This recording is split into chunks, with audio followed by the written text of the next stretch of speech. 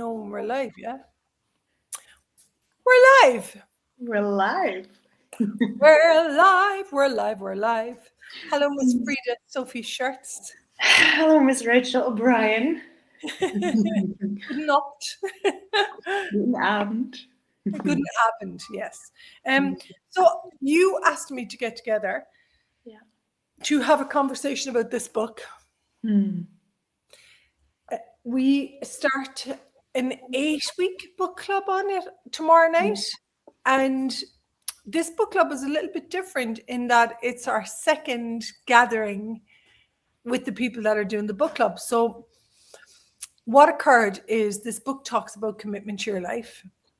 And it brought up a lot of, just going to turn off my phone, brought up a lot of very, what we call in Access, strong points of views. And so it brought up a lot of strong points of views for people in regard to being committed to give fulfill other people's needs, wants, and desires.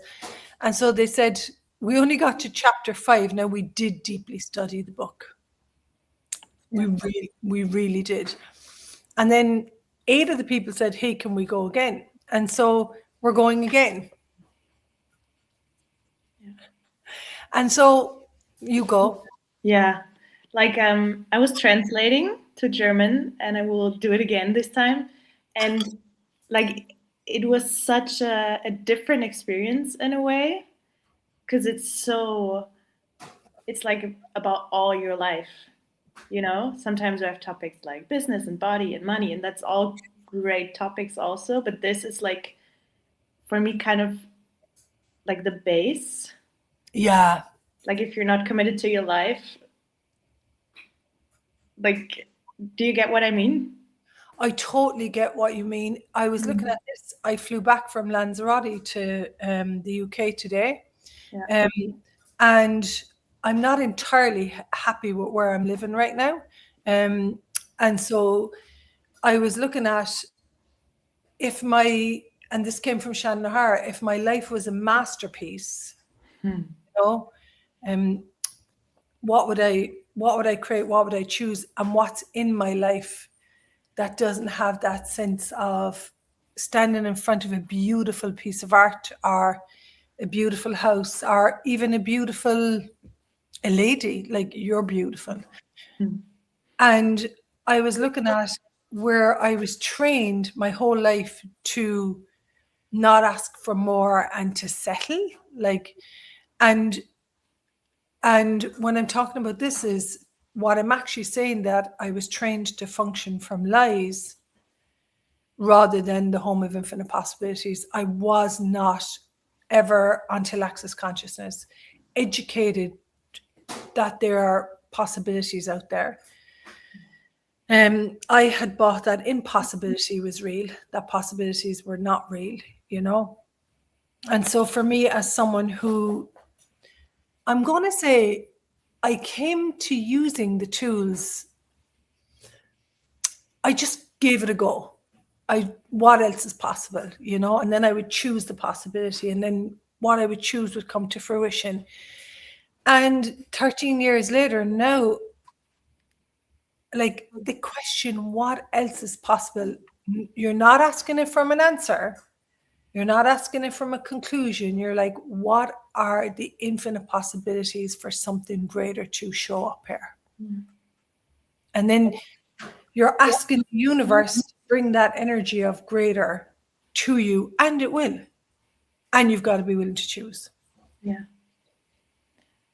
And like, would you say, like, for me, it's almost like you require some kind of bravery to like really commit to your life and be like, I'm going to be honest with myself and look at what's true for me. I would say it requires massive courage. Most people, it's really interesting, the world that we live in. If we lived in a world with a group of people where there were infinite possibilities available all the time and we all knew possibilities were real, then we wouldn't have war. We wouldn't have hatred. We wouldn't have lack. We wouldn't have food shortages in certain countries, you know. We wouldn't have certain governments trying to own certain places, you know. And so it's really interesting to really receive information about the people that are in our world, and where most of us are taught that limitation is real and true and nothing greater is available. And in the book, it speaks about the magnanimous universe. Could you say something about that? I mean, I have it underlined in my book. It's the most beautiful thing that I've ever heard in my whole life. So he talks about like a magnanimous universe, and magnanimous universe is, can't seem to put my finger on it, but I don't need it. I know it. I was looking at it today. It's knowing that there is a universe out there that cares for you, that there are beings out there that care for you, which is a very advanced concept. We talk about this a lot in Access Consciousness, that there are beings in the universe that are out there to support you. And so most people, and there are people out there to support you. Most people, when they choose something that doesn't work, they're punished for it, or there's, what's the word? There's a consequence for the choice. Whereas the magnanimous universe is, there's no consequences, choice creates. And so what I find with most people, they're not willing to make a wrong choice. And Gary always says, be willing to make a wrong choice. You know?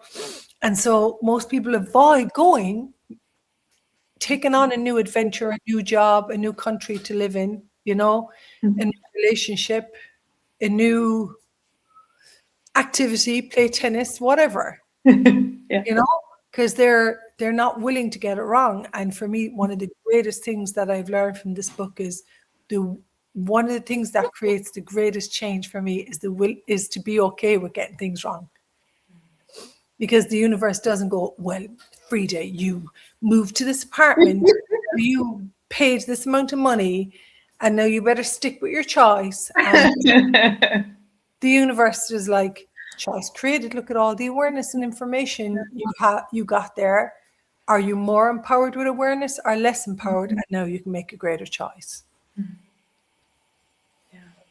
I love that, because like when we talk about like committing to your life, one could think that then you have to do it on your own, you know, and like you have to get it right your life, but that's not it at all. Like it's actually the opposite. It's being, for me, it's being willing to be cared for also.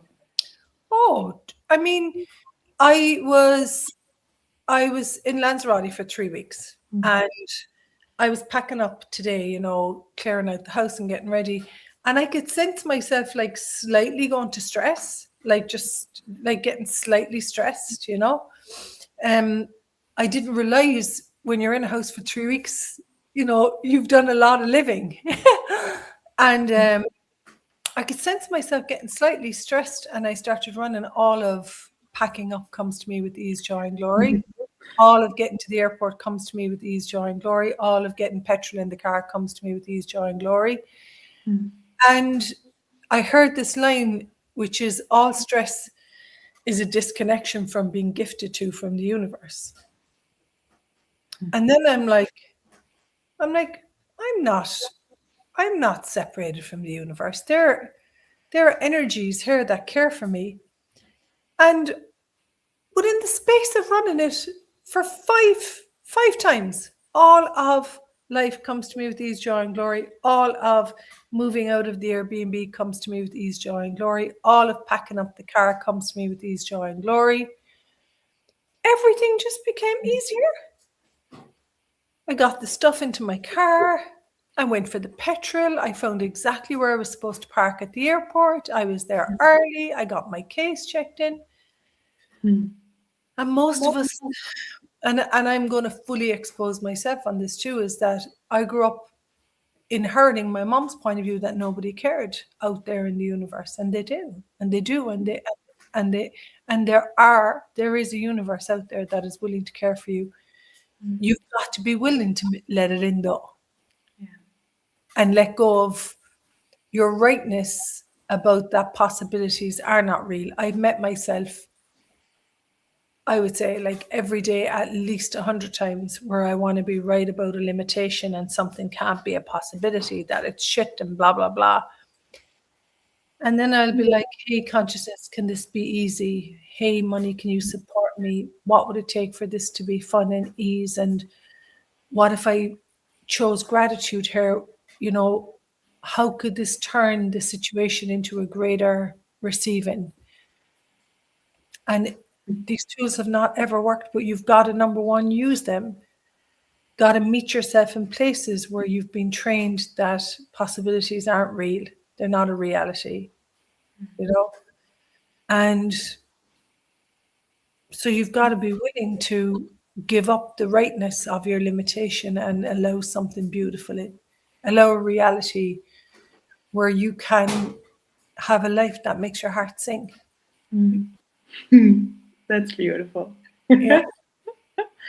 And actually, like, I love this thing of like, when you meet the limitations, it's not wrong. It's great that you can see the limitation, because then you can look at it and change it if you'd like to. Now you're getting somewhere. Yeah. When you can observe the limitation, now you're getting somewhere, because you can see it. Yeah. And the thing about awareness is, once you are aware, then you can no longer buy the lies of limitation, because you know you've another choice. Yeah. You know, I love these moments. Sometimes for me, it's like, damn it. Okay, I can change it now. Fuck. You know, where I laugh at myself. Yeah. I did an exercise on the flight today. It's in the book, What Have You Decided Is Unchangeable?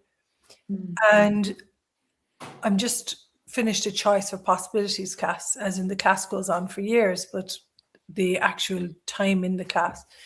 And I sat there and I was like, everything is changeable when I'm willing to choose and go beyond the limitation and really look at what can I be and what can I choose and what can I do for this to change. And everything is changeable, you know?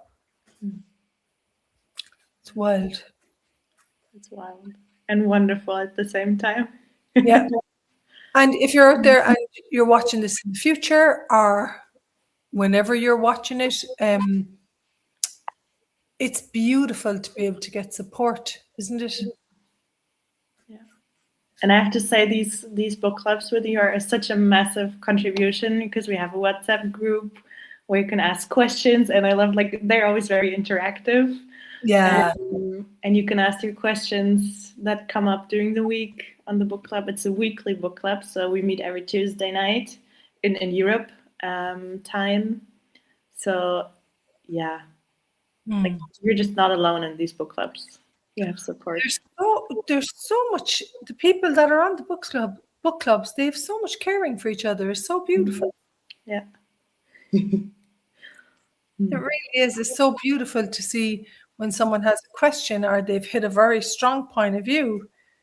It's beautiful to see the support that comes in to support them, you know? Yeah. Well, and the big question is, will you allow the magnanimous universe to contribute to you? It will.